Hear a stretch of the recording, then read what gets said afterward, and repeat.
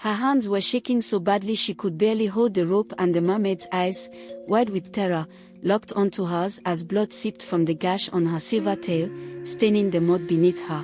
And in that moment, standing frozen in the pre-dawn shadows with hunters' voices echoing just beyond the trees, she had to choose between her children's safety and a creature everyone said would curse her soul. But before we dive into what happened next, if you love powerful African tales that touch your heart, hit that subscribe button and turn on notifications so you never miss a story that could change how you see the world. Now let's continue. Dawn hadn't broken yet when Adanna left her hut, the kind of cold that bites through thin fabric clinging to her skin as she balanced the clay pot on her head, moving through darkness like she'd done every morning for 3 years since her husband drowned in the same river she was walking toward now, her 2 children still asleep on their shared mat, bellies half empty from yesterday's watery soup. And she quickened her pace because the earlier she fetched water, the earlier she could start the fire and maybe, just maybe, find some cassava to pound before they woke asking for food she didn't have. The path twisted through tall grass still wet with dew, her bare feet finding the stones she'd memorized, and that's when she heard them, 3 voices cutting through the bird song, rough and celebratory, the kind of laughter men make when they've caught something valuable. She slowed, instinct telling her to stay hidden, and crouched behind a thick bush where she could see them clearly now, 3 hunters with guns slung over their shoulders, standing in a circle, and one of them, the tallest with a scar running down his cheek, was counting money, actual paper notes, more than Adanna had seen in months. The merchant said he'll triple it if we bring him a pregnant one. Adanna had seen in months. The merchant said he'll triple it if we bring him a pregnant one, Scarface said, folding the notes carefully. And we got lucky, brothers, she's due any day now, which means the baby's magic is strongest. Adanna's breath caught, pregnant one, magic, what were they talking about? And she leaned closer, her pot nearly sleeping. Where did you tie her? Another hunter asked, shorter, with a nervous twitch in his eye.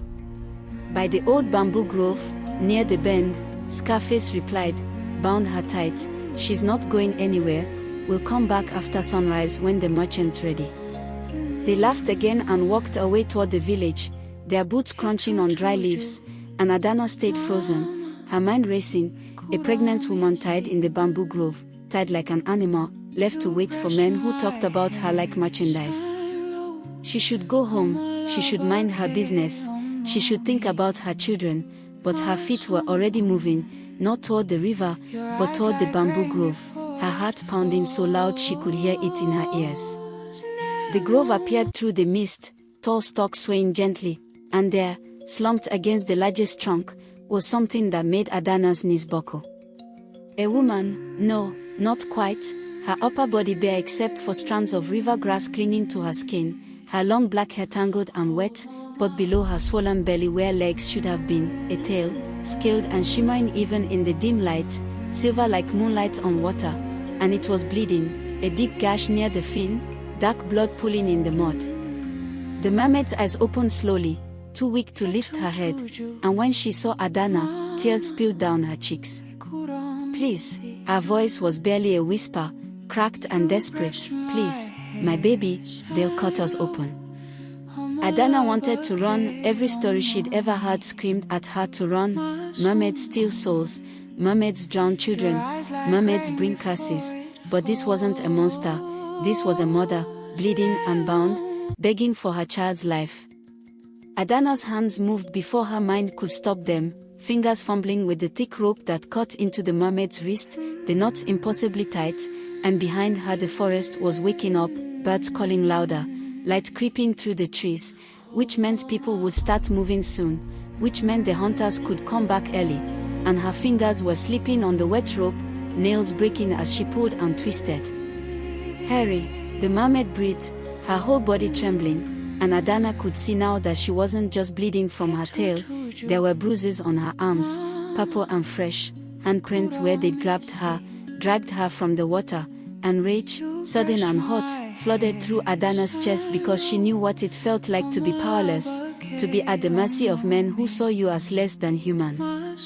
The first knot gave way and the mermaid gasped in relief, her bound hands falling forward, and Adanna moved to the rope around her tail, thicker, crueler, tied so tight it had cut into the scales, and this one fought her, refused to budge, and sweat was dripping into Adanna's eyes now, her breath coming in short panicked bursts. Then she heard it, voices, distant but approaching, male voices, and the mermaid heard it too, her eyes going wide with terror.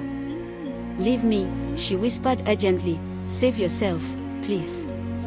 But Adanna didn't leave, she pulled harder, her muscles screaming, and finally, the knot loosened, the rope falling away, and the mermaid's tail was free, twitching weakly. "Can you move?"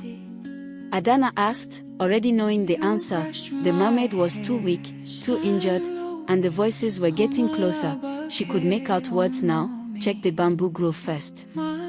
Adanna made a decision that would change everything. She grabbed the mermaid under her arms, feeling the strange coolness of her skin, and pulled, dragged her away from the bamboo, away from the path, deeper into the thick undergrowth where the morning mist still clung heavy. The mermaid was heavier than she looked, her tail leaving a silver trail in the dirt, and Adanna's back was on fire, her legs shaking, but she didn't stop, couldn't stop, not until they were hidden behind a fallen tree covered in moss and vines, and she lowered the mermaid down as gently as she could, both of them gasping for air. The hunters' voices were right there now, at the bamboo grove, and Adanna pressed her hand over the mermaid's mouth, her own heart hammering, and they waited, the mermaid's pregnant belly rising and falling rapidly beneath Adanna's other hand, and she could feel something moving inside, the baby, alive and kicking. "She's gone," one hunter shouted, fury in his voice. "The rope's cut, someone let her go. Search everywhere." Scarface roared, and Adanna heard them crashing through the undergrowth, spreading out, and she pulled the mermaid closer, trying to make them both smaller, invisible, and prayed to every ancestor she could think of. A hunter passed so close Adanna could see his boots through the vines, could smell the tobacco on his clothes, and she held her breath, her hand still covering the mermaid's mouth, feeling the mermaid's tears on her palm, and the hunter paused, looked directly at the fallen tree, and Adanna's soul left her body. But then another voice called out, "I see tracks heading toward the river," and the hunter turned and ran, all three of them crashing away, following the false trail, and Adanna finally let herself breathe. "Thank you," the mermaid whispered, her voice breaking. "Thank you, thank you," and Adanna didn't know what to say because she'd just risked her children's mother for a creature she didn't understand, and she still didn't know if she'd made the right choice, but it was too late now. Getting the mermaid to her hut was the longest hour of Adanna's life, stopping every few minutes to rest, to listen for pursuing footsteps, to let the mermaid catch her breath because every movement seemed to cause her pain, and the sun was fully up now, people would be out, eyes everywhere, and Adanna's mind raced trying to figure out how to hide a bleeding mermaid in a village where everyone knew everyone's business. She took the back paths, the ones children used to sneak to the forest, overgrown and narrow, and twice she had to lay the mermaid down and cover her with leaves when she heard voices approaching, farmers heading to their fields, and each time the mermaid stayed perfectly still, her silver tail hidden beneath brown foliage, only her frightened eyes visible.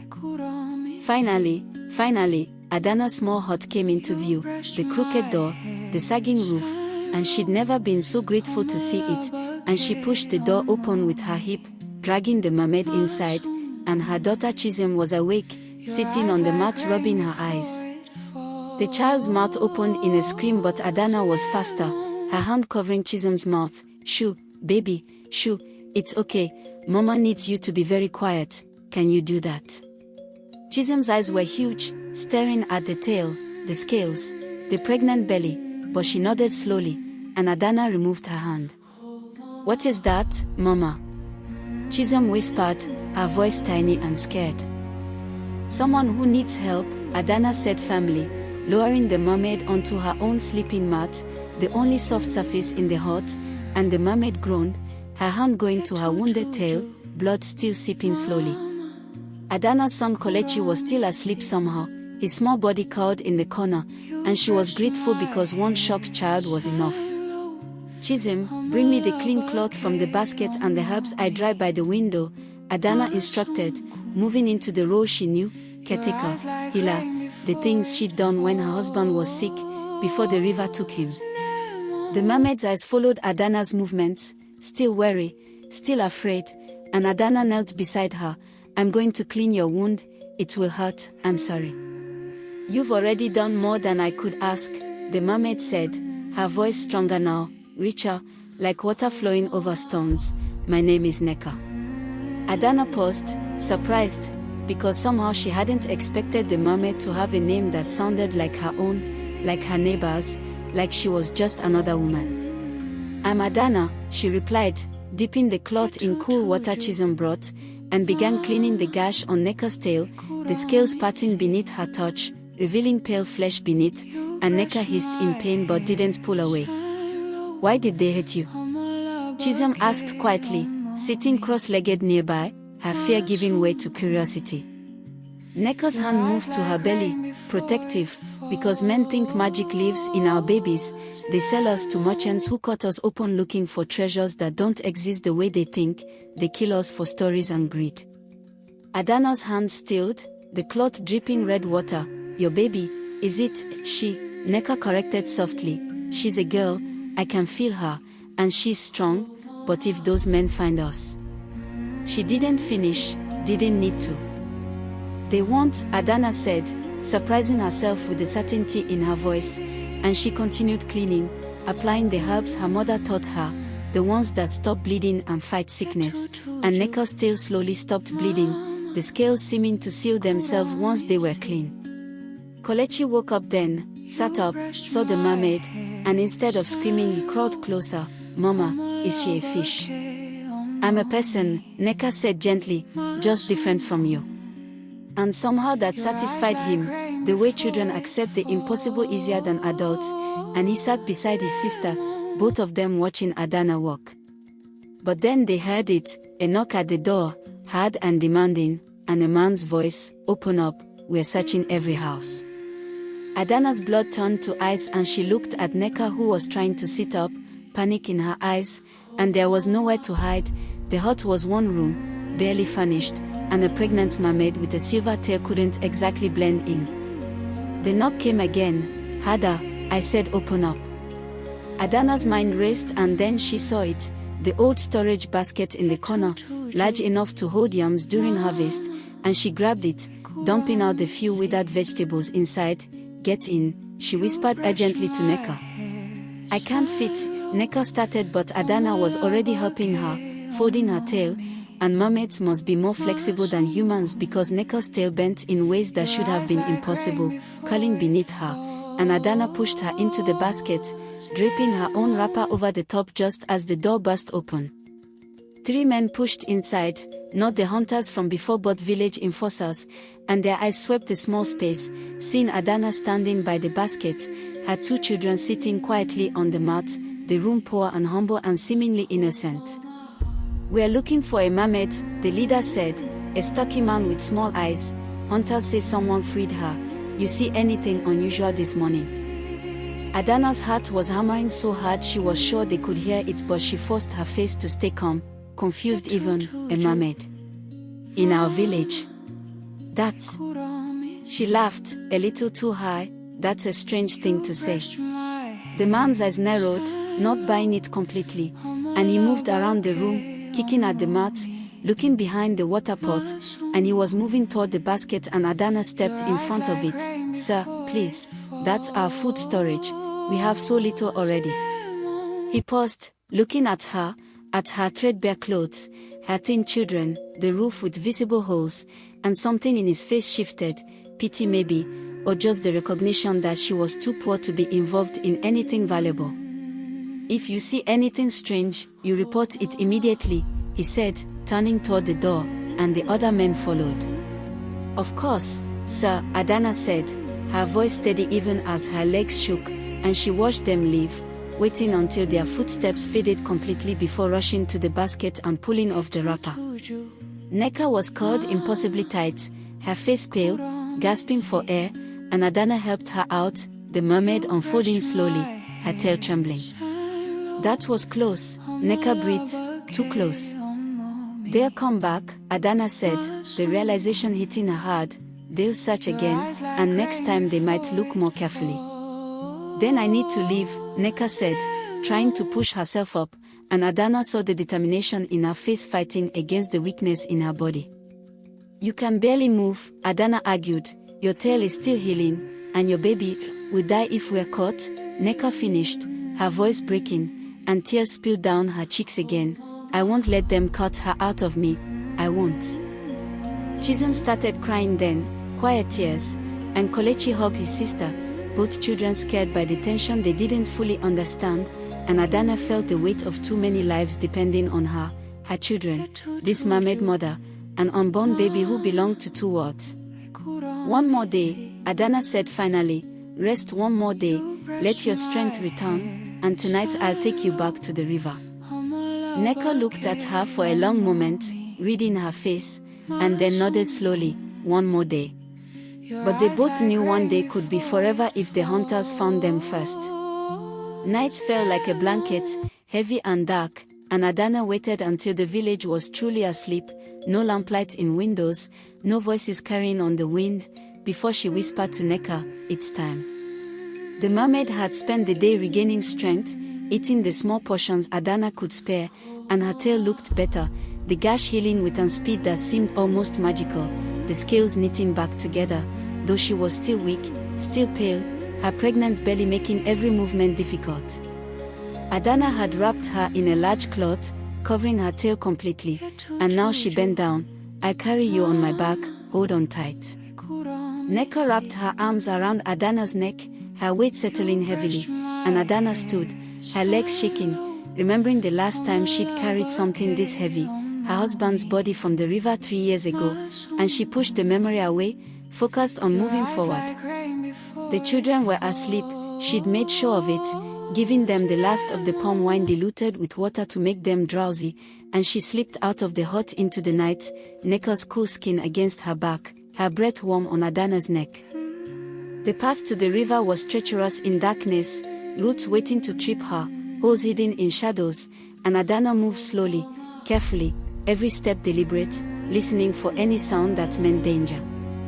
Halfway there, Neka whispered, "Why are you doing this? You don't know me, you're risking everything."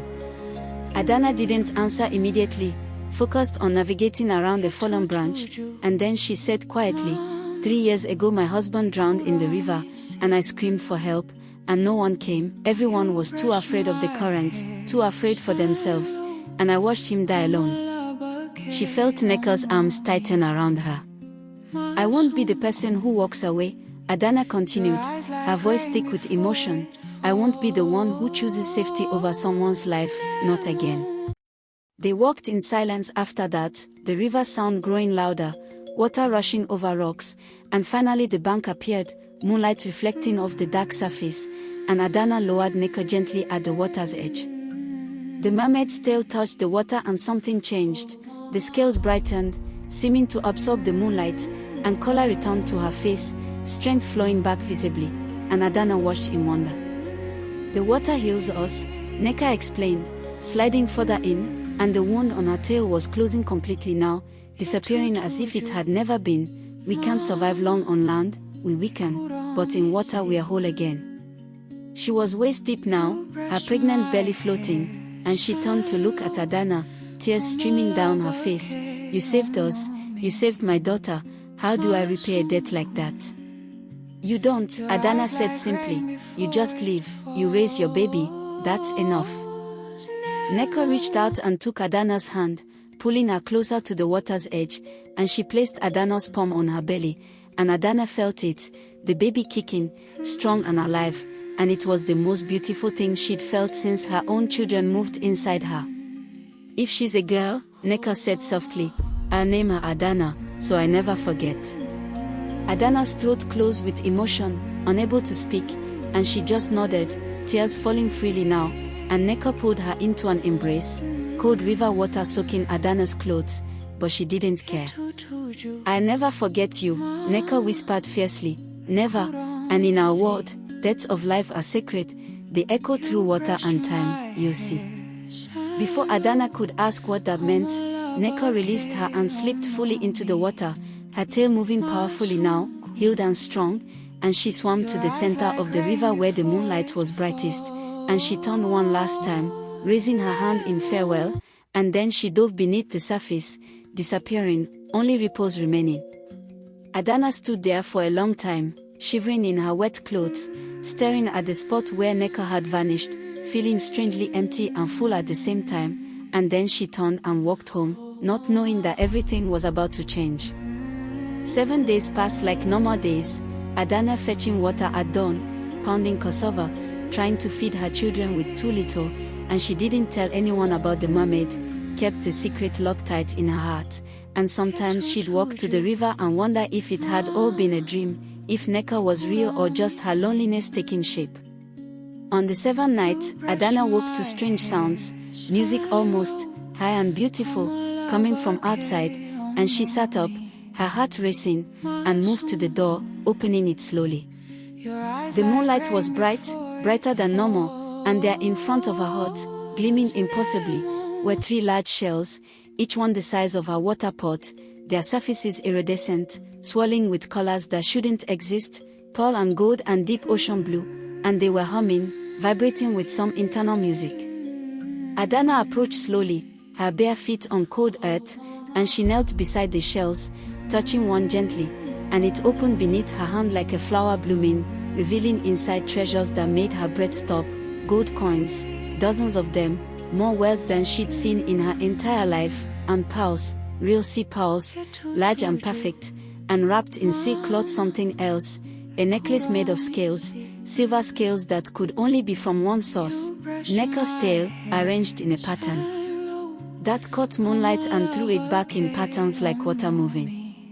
The second shell held different treasures, lengths of the finest cloth, colors rich and deep, and precious stones, rubies and sapphires, and more gold, and seeds, strange seeds she didn't recognize but somehow knew would grow into something valuable.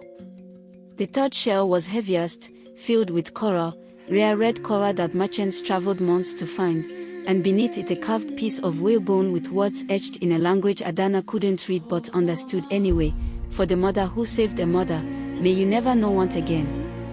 Adanna sat back on her heels, tears streaming down her face, her hands shaking as she touched the treasures that could change everything, feed her children forever, buy a real house, send them to school, give them the life she dreamed but never thought possible.